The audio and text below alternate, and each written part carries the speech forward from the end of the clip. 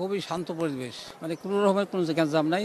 আর যারা এখানে ইয়েতে আছে, মানে নিয়োজিত আছে যারা, তারা খুব সহযোগিতা করতেছে, কোনো রকমের সমস্যা হয় নাই, একেবারে ইজিভাবে ভোট দিয়ে আসছি।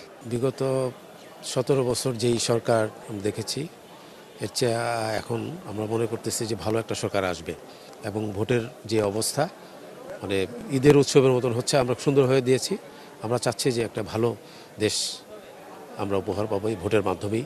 এমন আর কোনো দিন মানে পাই নাই, 15-20 বছর যাবৎ ভোট দিতে পারি নাই। এখন খুব শান্তশিষ্টভাবে ভোট দিয়েছি।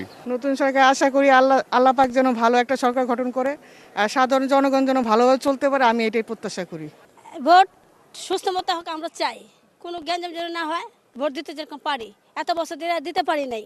অনেক ভালো লাগছে, ভোটের পরিবেশ অনেক ভালো, তো কোনো গ্যাঞ্জাম নেই, কিছু নেই, তো ভোট দিয়ে ভালো লাগছে।